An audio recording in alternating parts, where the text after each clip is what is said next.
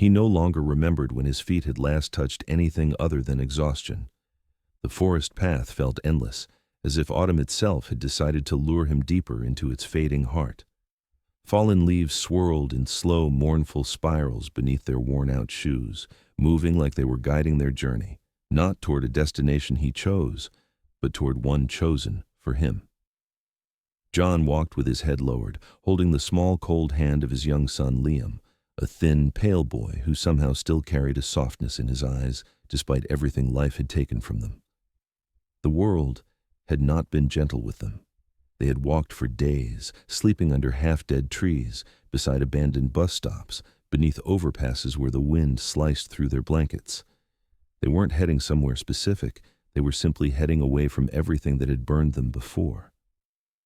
John whispered a quiet prayer in his mind with every few steps, not asking for a miracle, just asking for enough strength to take the next step so his boy wouldn't have to see him fall.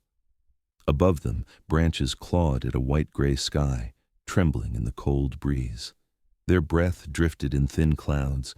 Liam squeezed his father's hand and whispered, "Dad, are we close to anywhere?" John swallowed, forcing a gentle tone into his voice. "Yeah, buddy, we're close to something." It wasn't a lie. He felt it deep inside, a strange pull he couldn't explain, like the forest was nudging them onward, urging them not to give up. He didn't know if it was God guiding them or just his own desperation, but he let it lead him anyway. They reached a narrow incline where broken slabs of stone jutted out like ancient steps. John helped Liam climb, his own legs shaking with fatigue. He felt lightheaded. Hunger had become normal. Sleep had become a luxury. Hope, that one was trickier. But he kept moving because his son needed him to. At the top of the incline, the forest suddenly opened, revealing a vast clearing drenched in golden light. The sun had slipped beneath the clouds for just a moment, and its rays lit the valley in warm, honey-colored beams. Liam's eyes widened. "Dad, look!" And there it was. At the far end of the clearing stood a massive glass-walled structure tucked between towering pines, almost invisible until the sunlight struck it. It looked like a secret retreat someone had hidden from the entire world. Clean lines, wide windows, and amber light glowing from inside like a hearth waiting for lost souls. The place didn't belong here, not in the wilderness, not in their reality. John stared, whispering a shaky breath. "What is this place?" Liam tugged his sleeve. "It looks warm." The warmth, that's what struck him most. Even from far away, it radiated a sense of safety, a feeling he hadn't felt in years. He felt the urge to walk closer, not a choice, a pull. As they approached, the air shifted. The bitter cold softened. The wind calmed. Even the forest seemed to quiet, as if holding its breath. John hesitated at the final stretch, unsure if this was someone's private estate, unsure if they'd be chased away like so many times before. But Liam was shivering hard now, his lips blue. They needed warmth more than pride. John gave his son a reassuring squeeze. "Stay close." They stepped forward. Gravel crunched under their shoes. And then he saw her. A woman stood on the balcony, dressed in a white winter coat, her dark hair gently lifted by the breeze. She watched them not with suspicion, but with careful, curious concern. She didn't wait for them to speak. "You two look frozen," she called out gently. "Please, come inside." John froze. Kindness was rare, unfamiliar, dangerous. He lifted his hand slightly in a defensive gesture. "Ma'am, we didn't mean to intrude. We're just passing through. Your son needs warmth," she said firmly, her voice both soft and commanding. "And so do you." Liam looked up at his father, hope shimmering in his weary eyes. "Dad, please?" And that was it. John nodded slowly. The woman stepped aside, motioning them forward with a warmth that might have made him cry if he hadn't forgotten how. As they crossed the threshold, heat wrapped around them like a blanket. The interior was breathtaking, wood, stone, and glass woven together with elegant warmth. A fire crackled softly in a massive stone hearth. The smell of baked bread drifted from the kitchen. Everything looked untouched by hardship. The woman approached with a smile that was almost hesitant, as if she didn't want to scare them. "My name is Camilla," she said. You're safe here." Liam clung to John's coat, his small voice trembling. "Thank you." Camilla crouched down to Liam's height. "Sweetheart, would you like some hot chocolate?" The boy nodded quickly. Camilla looked back up at John. "You too?" He hesitated. His throat tightened. "Ma'am, why are you helping us?" Camilla studied him for a long moment. "Because someone once helped me when I had nothing," she said softly, "and I swore I'd pass that kindness forward." She stood and walked to the kitchen. John and Liam followed slowly, their legs barely holding them. When Camilla placed 2 steaming mugs on the table, Liam wrapped his hands around his eagerly, bringing it to his lips with a shaky sigh. John watched him, watched the way color returned to the boy's cheeks, as if witnessing a small miracle. Camilla spoke gently. "You two walked from the highway?" John nodded. "Yeah, been walking a long time." "Where were you trying to go?" He sighed. "Anywhere better than where we were." Camilla nodded with understanding far too deep for a stranger. "Then you've come to the right place." Suddenly, a low growl echoed from the hallway. Liam flinched. John instantly stepped in front of him. But then a golden retriever waddled out, tail wagging, tongue lolling happily. "Teddy," Camilla scolded lightly, "be gentle. They're guests." Teddy trotted toward Liam, who instantly dropped to his knees, running his fingers through the dog's warm fur with innocent delight. Camilla smiled faintly. "He likes you." John lowered his guard a bit. "Liam loves dogs." "Good," she replied. "Everyone needs something to love." There was something in her eyes, some quiet sadness buried so deep she'd mastered hiding it behind hospitality. John recognized that look. He'd seen it in his own reflection too many times. She motioned toward the large sitting area by the fire. "Come, sit, warm up." As they settled onto the sofa, Camilla placed a thick quilt over Liam's shoulders. The boy instantly snuggled into it, the firelight reflected in his eyes. John let the warmth soak into his bones, felt life returning bit by bit. Camilla took a slow breath, studying them with a cautious compassion. "You have no home to go back to, do you?" John sighed heavily. "Not anymore. We lost our place months ago, been moving since." "Any family?" "None that want us." Camilla's face softened. "I'm sorry." John's voice dropped to a whisper. "We've been praying for something, anything. I didn't think God was listening, but..." He gestured around the house with a trembling hand. "Maybe I was wrong." Camilla's breath hitched almost unnoticeably. She lowered her gaze. "God listens," she whispered. "Sometimes we just don't recognize his answers right away." Silence settled around them like warm wool, a peaceful silence, the kind John hadn't felt in years. Liam curled up beside him, eyes drooping. The dog rested its head on the boy's knee. Camilla watched them with a tenderness she tried to hide. "You two can stay the night," she said quietly. "No questions, no pressure. Just rest." John stared at her, confused. "Ma'am, this place looks like it belongs to someone important, someone rich. I don't want trouble." Camilla smiled slightly. "It does belong to someone rich." She met his eyes. "Me." John blinked. Liam sat up straighter. "You're a millionaire?" She laughed softly. "Something like that." John exhaled deeply, unsure how to react. People like her didn't talk to people like him. They didn't offer warmth, quilts, hot chocolate. They didn't let strangers inside their hidden mansions in the woods. And yet, she did. John felt an unfamiliar sting behind his eyes. Gratitude. Camilla stood, brushing imaginary dust from her coat. "Let me show you the guest room. It's warm, clean, safe." Liam followed her eagerly. John trailed behind, still half in disbelief. The hallway upstairs was lined with framed photographs, landscapes, old city streets, children laughing, all carefully arranged, all loved. Camilla pushed open a door to a cozy room with 2 beds, thick blankets, and a window, overlooking the glowing woods. "You'll sleep well here," she said softly. Liam rushed to the window. "Dad, look! You can see the whole forest." John approached slowly, taking in the view. The woods shimmered in soft golden light. It felt like God himself had placed a lantern behind every tree. Camilla stepped back. "I'll let you settle in. Dinner will be ready in an hour." She paused at the door.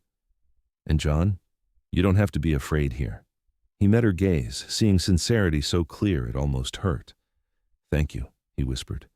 Truly. She nodded once and disappeared down the hallway. John sat on the edge of the bed. Liam climbed into his arms. Dad, do you think she's an angel?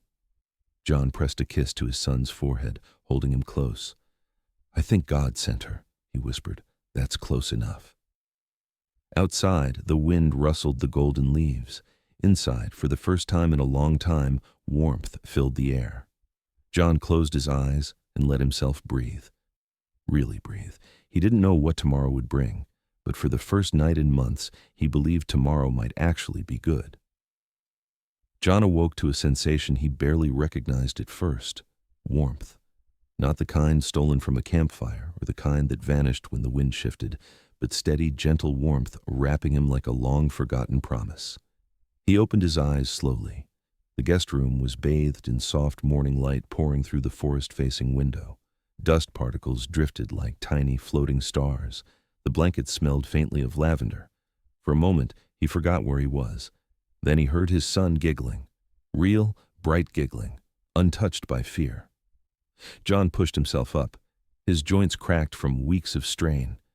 He looked across the room and saw Liam sitting on the rug in his pajamas, holding Teddy the golden retriever in a clumsy embrace while the dog patiently accepted every hug, paw squeeze, and forehead boop.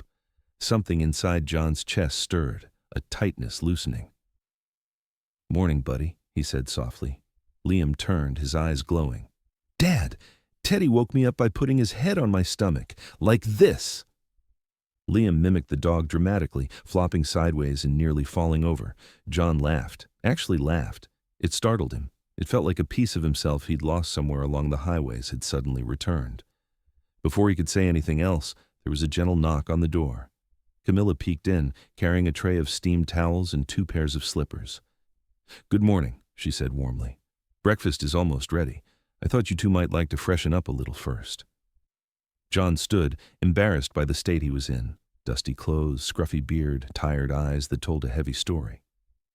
Ma'am, you don't have to. She raised a hand. I want to. And something in her tone silenced any protest. She set the tray on a small table near the window, then knelt to hand Liam a folded towel. This one is lavender scented, she whispered, as if sharing a conspiracy. It's Teddy's favorite. He always tries to steal them. Liam burst into soft laughter. Camilla smiled, watching the boy with a tenderness she didn't even try to hide. John noticed again. There was sadness behind her eyes, not obvious, but deep, old, like a scar beneath polished skin. She turned to him. There's a shower attached to your room. Clean towels, soap, razor, everything you need. She hesitated. Take your time. You deserve a moment to feel human again. John swallowed hard, emotion flickering inside him like an unsteady flame. Thank you. You're welcome, she said softly. Breakfast in 20 minutes. She left quietly, the door clicking behind her. John stood for a long moment, staring at the closed door. She treated them like guests, not burdens, like people worthy of comfort. He hadn't been treated that way since he couldn't even remember. He cleared his throat, turning to his son. Liam, I'm taking a quick shower. Stay in the room, okay? Liam nodded, busy rubbing the towel across the dog's head. Yes, Dad. Teddy and I will guard the room. John stepped into the small adjoining bathroom and closed the door. When he turned on the water, steam filled the air instantly. He touched the stream cautiously as if it might vanish, but it didn't. He stepped under it, letting it pour over his body, washing off layers of dirt, exhaustion, hopelessness. Warm water slid down his face, and suddenly he wasn't standing in a shower. He was standing on the highway shoulder 3 months ago, holding his unconscious son after the landlord had thrown their belongings into the street. He remembered kneeling on the pavement, crying out to God through clenched teeth, begging for strength, for direction, for anything. And now, this. A stranger had opened her home, fed them, warmed them, treated them with dignity. He pressed his palms against the shower wall, overwhelmed. Thank you, he whispered, voice cracking. I don't know why you're giving us this, but thank you. When he finished and dressed in the clothes Camilla had left, clean, simple, comfortable, He barely recognized himself in the mirror. Liam gasped when he walked out. "Dad, you look new." John laughed and ruffled his son's hair. "Just clean, that's all." They made their way downstairs. Warm light filled the house from wall to wall. The smell of pancakes and cinnamon drifted through the hallway. The crackle of the fireplace welcomed them like an embrace. Camilla stood in the kitchen finishing breakfast, humming softly, a gentle tune with a sad sweetness to it. When she turned and saw them, she smiled almost shyly. "Sit, please." The table was already set with plates of pancakes, fresh fruit, eggs, and warm bread straight from the oven. John couldn't speak for a moment. He'd forgotten what it felt like to sit at a real table with real food prepared with care. "Ma'am, this is too much." "It isn't enough," she replied simply. Liam climbed onto his chair eagerly. Teddy curled under the table near his feet. They ate slowly at first, disbelieving, then hungrily once the shock faded. Camilla watched them with a thoughtful, almost nostalgic expression, as if they reminded her of someone she used to know. After breakfast, she stood. "I want to show you both something." She led them to the large glass wall overlooking the backyard. The glass slid open with a soft hum, letting in a crisp autumn breeze. Outside was a sprawling garden, golden leaves blanketing emerald grass, a stone path winding between bushes trimmed carefully into rounded shapes, and far beyond, near the edge of the forest, a small greenhouse glowing in warm sunlight. Liam gasped. "Whoa!" John was speechless. Camilla stepped onto the path. "Come!" They followed her to the greenhouse. Inside, warm air enveloped them, filled with the scent of growing herbs and flowers, lavender, rosemary, tiny citrus trees glowing with yellow fruit. Liam touched a sprig of mint carefully.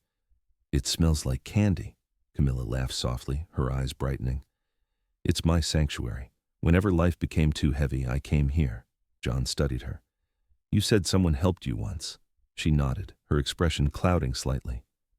"Yes, a long time ago when I was desperate. A woman took me in, let me stay in her home, fed me, believed in me when no one else would. She saved my life." She touched a leaf gently. "I never forgot what it felt like to be seen." John's voice softened. "You're passing it on." She looked at him. "We are saved so we can save others." Silence fell between them, warm and meaningful. Liam wandered deeper into the greenhouse, touching plants gently, whispering things only a child would whisper. After a moment, Camilla turned to John. "How long have you and Liam been alone?" "Months," he said. "We lost everything. I lost my job after they cut staff, couldn't pay rent, friends turned away, family. They haven't spoken to me since my wife passed." Camilla's voice softened. "I'm sorry," John exhaled shakily. "It's been hard, but Liam kept me going." She smiled faintly. "And you kept him going." They stepped out of the greenhouse, continuing down the stone path. The forest breeze carried the scent of pine and earth. Camilla stopped near a wooden bench overlooking the valley. "John, I want to offer you something." He tensed instinctively. Offers usually led to disappointment. "What is it?" She pointed to a guest house tucked between maple trees, not visible from the main windows. A charming little structure with a stone porch, warm lights, and smoke drifting from its chimney. "Stay here," she said softly. "Not just for a night, not just until you're rested. Stay. As long as you need. A week, a month. More." John stiffened. "We can't impose." "You're not imposing." He shook his head. "We can't take charity forever." Camilla stepped closer. "It isn't charity. It's an invitation." John looked away, struggling. "I don't want Liam to grow up thinking we rely on handouts." "Then don't think of it as a handout," she whispered. "Think of it as a pause, a place to breathe, a place to rebuild." John's breath hitched. "Why us? You don't even know us." Camilla hesitated, then spoke quietly.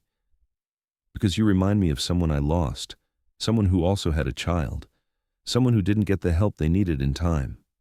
A tremor passed through her voice. "I couldn't save them, but maybe I can save someone else." Liam ran up just then, holding a leaf shaped like a star. "Dad, look!" John knelt. "It's beautiful, buddy." Camilla watched them, wiping a tear before either of them noticed. "Do you want to see the guest house inside?" Liam nodded eagerly. John hesitated. "We'll just look," he said. "Nothing more." The guest house was even more beautiful up close, cozy, warm, filled with soft light and gentle colors. A small fireplace crackled invitingly. 2 beds with thick quilts, a tiny kitchen, books on a shelf, fresh flowers in a vase. Liam jumped onto one of the beds, giggling. "Dad, it's so soft!" John ran a hand over his face, overwhelmed. Camilla spoke gently. "This could be your stepping stone, your place to stand back up." John turned to her, unable to hide the emotion in his eyes. I don't know what to say." "Say yes," she whispered. He opened his mouth, then froze as distant thunder rumbled across the forest. Dark clouds were rolling in fast. Camilla frowned. "A storm's coming, a strong one." They rushed back to the main house just as the first drops of rain fell. By the time they reached the porch, the sky opened, pouring down heavy, cold rain. Camilla ushered them inside quickly. "I'll gather candles, blankets. This storm may knock out the power." A sudden crash echoed from outside. Liam jumped. Teddy barked.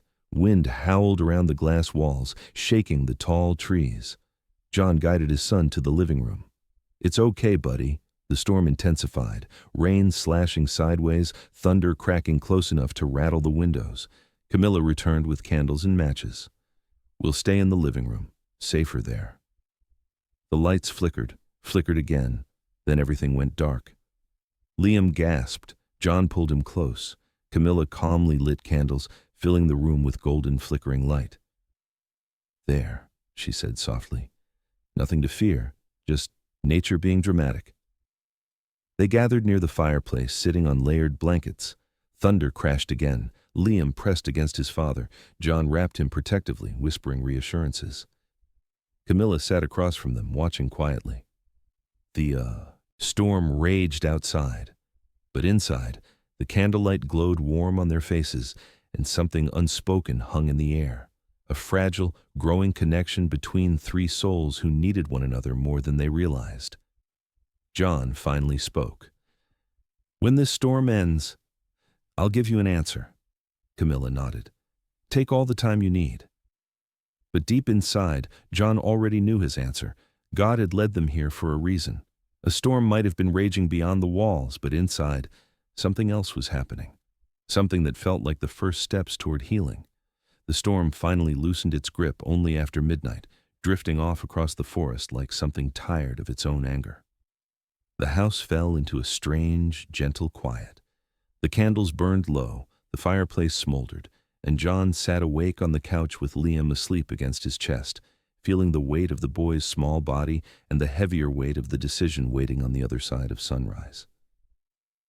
He watched the reflections of flame dance on the glass walls and whispered a simple prayer into the dim room, asking God not for answers, but for courage to live with them.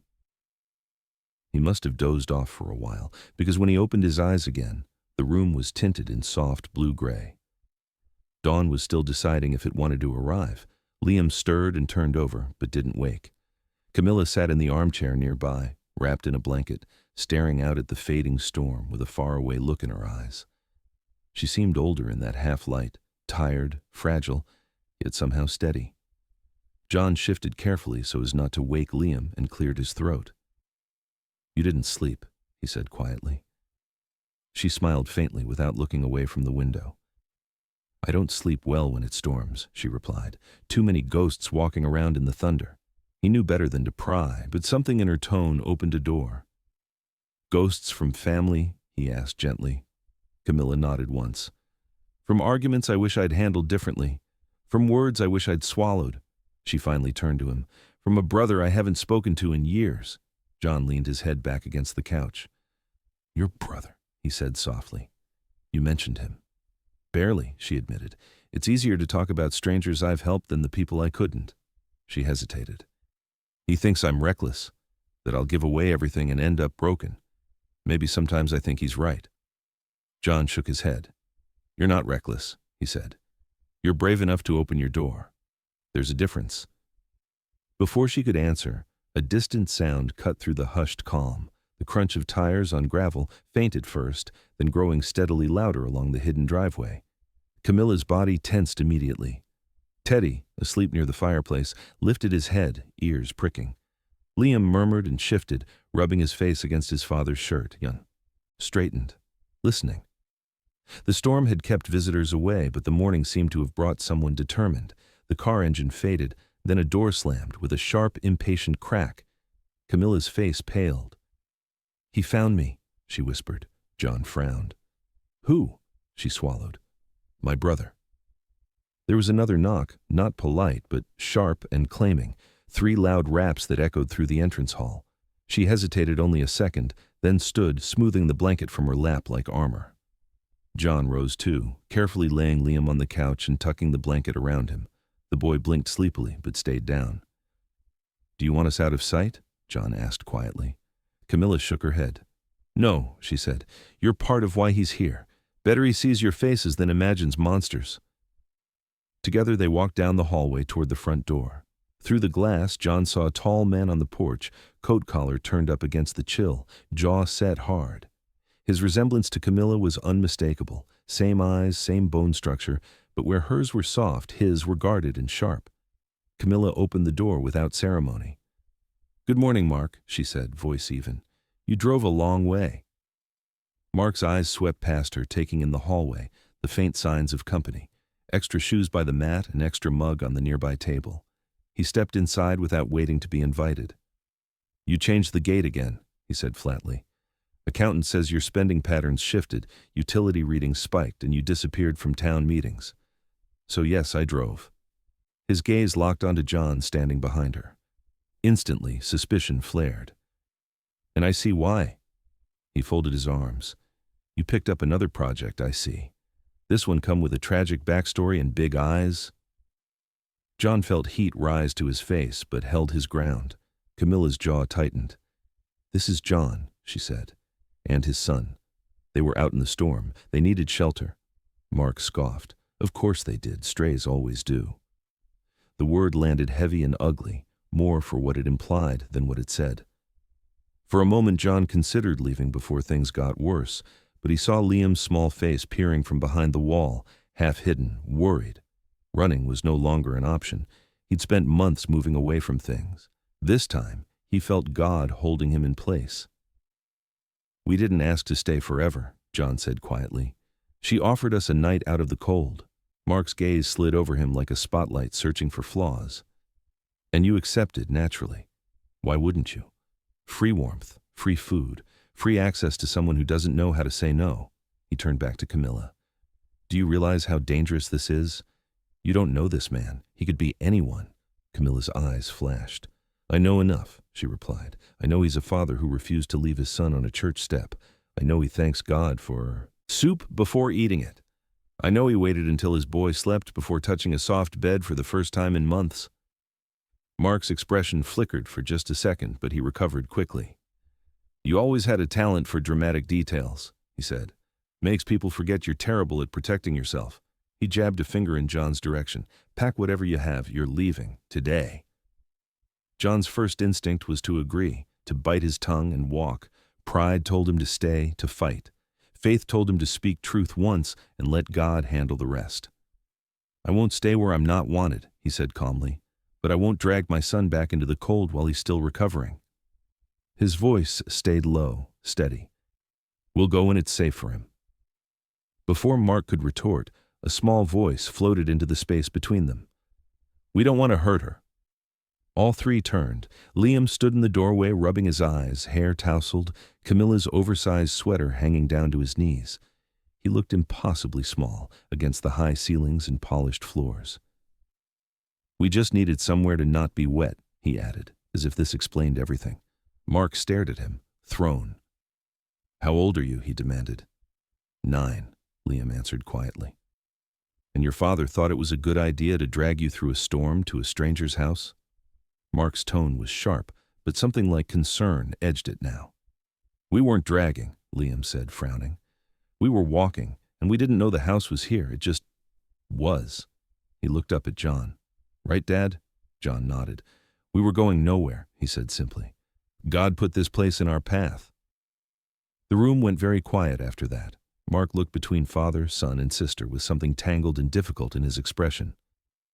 "You always bring God into this," he muttered. "You think every broken thing is some divine appointment?" Camilla spoke softly. "Maybe not every broken thing," she said, "but I know he doesn't waste them." She looked at Mark steadily. "What are you really afraid of?" For a moment, Mark froze, caught by the question. Then he laughed bitterly. "I'm afraid of waking up one day and finding you've given everything away," he snapped. "Afraid that this house will be full of people who see you as a bank instead of a person. Afraid you'll end up alone, used up, and I'll be the one who has to pick up whatever's left." His voice cracked on the last words. The anger suddenly made sense. It wasn't about John. It was about her, about loss, about fear. John recognized it instantly. He'd felt a version of that fear every night he'd watched Liam shiver under thin blankets. It was love twisted up with panic. Camilla stepped closer to her brother. "I'm not a child playing savior," she said softly. "I know what I'm doing." "Do you?" he shot back. "Because, from where I stand, you keep dragging wounded birds into a glass house and hoping none of them break it." John opened his mouth to speak, then stopped. He prayed again, instead. "If you want me to talk, Lord, put the words in my mouth. If you want me silent, hold them back." To his surprise, words rose clear as sunlight. "Maybe she's afraid of glass breaking because she knows what it feels like to shatter alone," he said quietly. "And maybe you're afraid of losing her because you already lost too much." Mark stared at him, stunned by the directness. "You don't know anything about us," he snapped reflexively. "I know pain when I see it," John replied, "and I know when fear's driving the bus instead of love." He kept his voice gentle, not accusatory. "You're scared. She's scared. You're both swinging at shadows instead of talking to each other." Liam looked between the adults, wide-eyed. "We didn't mean to make anyone fight," he whispered. Teddy padded over to him and nudged his hand, tail sweeping the floor softly. Camilla exhaled, shoulders sagging. "No one's blaming you," she said, her voice thick. "You didn't cause this." She looked at Mark. "We did. Years ago." Mark's face softened for the first time. The anger bled out at the edges, revealing exhaustion underneath. "I was there when they read the will, Cam," he said quietly. "Do you remember that? Dad's lawyer handing you every major asset and handing me a pat on the back?" His laugh was harsh and small. "You got the house, the companies, the accounts. I got told I wasn't ready." Camilla flinched. "You said you didn't want the responsibility," she whispered. "I said that because I felt humiliated," he replied. "If I admitted I wanted it, it would mean admitting I was hurt. It was easier to pretend I didn't care and call you foolish instead of admitting I was jealous." His voice cracked. "And then you started doing all this, helping people, opening your doors, and I thought you were just showing off you could handle what I couldn't." The confession hung in the air like a fragile ornament. Camilla's eyes filled. "Oh, Mark," she breathed. "I wasn't trying to prove anything. I was trying not to drown in guilt. I thought if I used what I'd been given for good, maybe God wouldn't be disappointed in me." She laughed weakly, wiping at tears. "And I thought you hated me for saying yes to all of it." "I hated myself for not being chosen," he admitted. "So I made you the villain. Easier that way." His shoulders slumped. "I'm sorry." The words came out rough, dragged up from somewhere deep. "I'm sorry I let pride get in the way of being your brother." Camilla stepped forward, and without another word, pulled him into a hug. At first he stood rigid, resisting the vulnerability. Then his arms came up slowly, hesitantly, like someone returning to a language they hadn't spoken in years. He buried his face in her shoulder. "I missed you," he whispered. "I missed you too," she replied, voice muffled and breaking. John watched quietly, feeling like he was in a sacred place that had nothing to do with walls or wealth. This was the real miracle. Not the house or the forest or the food, but two people who'd been carrying old wounds, letting them bleed in the open so they could finally heal. Liam tugged at his father's sleeve, whispering, "Are they okay now?" John nodded, eyes shining. "They're starting to be." After a long moment, Camilla and Mark separated, both wiping their faces with embarrassed little laughs. Mark turned to John and Liam, his expression humbled. "I owe you an apology," he said. "I walked in here and saw what I wanted to see. A threat, a problem, another thing I'd have to fix later. I didn't see a father trying to keep his boy alive. He looked at Liam. And I definitely didn't see a kid brave enough to sleep in a stranger's house during a storm. Liam shifted nervously, then managed a small smile. "Thank you," he said quietly. Mark took a breath. "You're not what I thought," he admitted to John. "That doesn't mean I instantly trust every stranger who shows up at this door. But I was wrong about you. I'm sorry for the way I spoke." John nodded. "Thank you," he said. "And for what it's worth, I get why you were worried.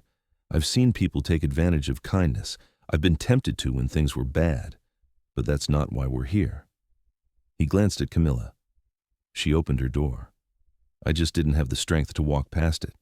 Camilla took a slow breath. "I asked them to stay," she said to Mark. "Not just for a night, for a while. In the guest house, a safe place while he looks for work." Mark studied John for a long moment. "And then what?" he asked. "Then we move on," John replied.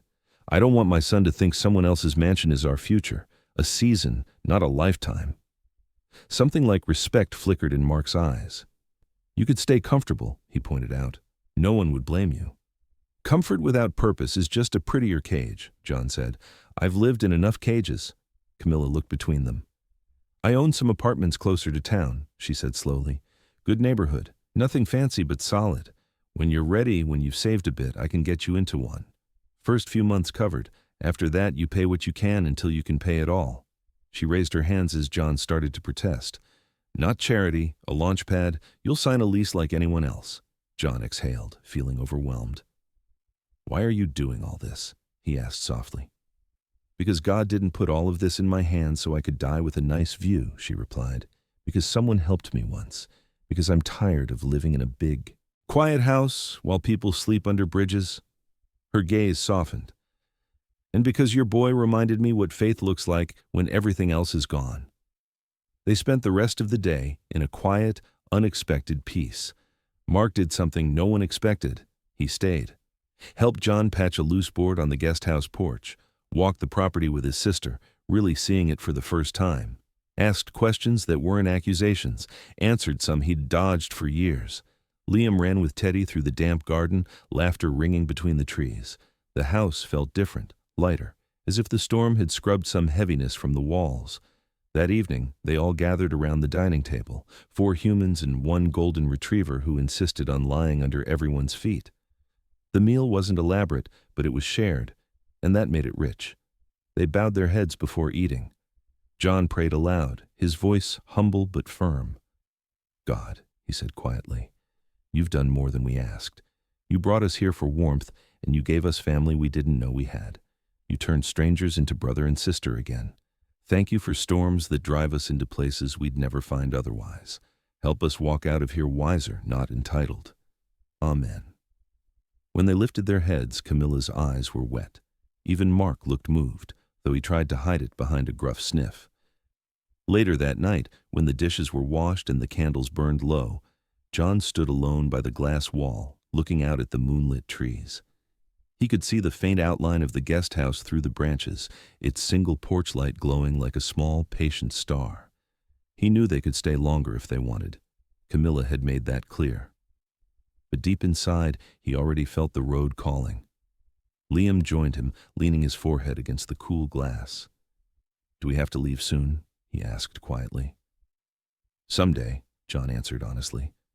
"Not tomorrow, not before we're ready, but we can't stay forever." "Why not?" "Because this isn't ours," John said gently. "It was a gift for a season. Gifts like this are meant to change our direction, not replace the journey." Liam thought about that. "Will we still see them?" he asked. "I hope so," John replied. "Family doesn't have to live under the same roof to still be family." He rested a hand on his son's shoulder. "Besides, wherever we go next, we'll be going with something we didn't have before." "A house," Liam guessed. "No," John said softly. "Hope."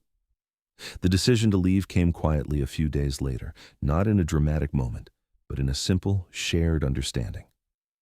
John woke before sunrise, watched the horizon slowly lighten, and felt a deep, peaceful certainty settle in his bones. It was time. They'd stayed long enough to heal, to rest, to help mend something broken in someone else's life. Staying longer would turn a blessing into a crutch, so he packed their few belongings into a small, borrowed duffel, folded the clean clothes Camilla had bought, tucked a worn Bible into the side pocket, helped Liam put on his jacket. The boy's eyes were misty but brave. "We're really going," he whispered. "We are," John said gently. "To the apartment she told us about. It's not a mansion, but it'll be ours to work for." Before they stepped outside, Camilla met them in the hallway, already dressed as if she'd known the moment she woke. She held something small in her hand, a simple wooden cross on a thin leather cord. "This belonged to my mother," she said softly. "She held it every time life didn't make sense. I think she'd be happy if you carried it now." John's throat tightened. "I can't take that," he protested. "You can," Camilla replied, "because you won't worship it. You'll remember with it. Remember that God met you here once. He'll meet you again." Liam's face lit up. "Dad, please," he whispered. John exhaled and nodded. "All right," he said, "but I'll bring it back someday so you can tell me all the stories God still has for you." Camilla smiled through tears. "Deal." Mark joined them at the door, hands shoved awkwardly in his pockets. He looked at John with something close to respect. "If you ever need a reference for work," he said, "use my name. Tell them I saw you fixing things I didn't know were broken." John chuckled. "That might be the nicest insult I've ever received." They shook hands, firm and real. Mark turned to Liam. "Take care of your dad," he said. "He's stubborn." "I know," Liam answered solemnly. "I got it from somewhere," John added, glancing pointedly between brother and sister. They stepped out onto the porch together. The forest greeted them with crisp air and birds tentatively testing morning songs. Mist curled over the grass. The sky glowed faint pink behind the trees. Liam walked ahead a few steps, spinning slowly to take in the house one last time.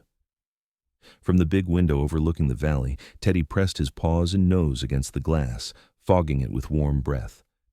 Behind him, the house glowed softly, not empty anymore, but not crowded either. Just right. John turned back toward Camilla. "Thank you," he said simply.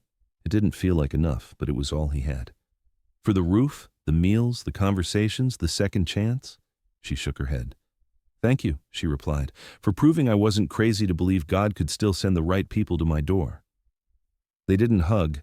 Instead, their eyes held all the words they couldn't speak without breaking. Then John bowed his head slightly, an old habit from better days. "God bless you," he murmured. "You already have," she answered quietly.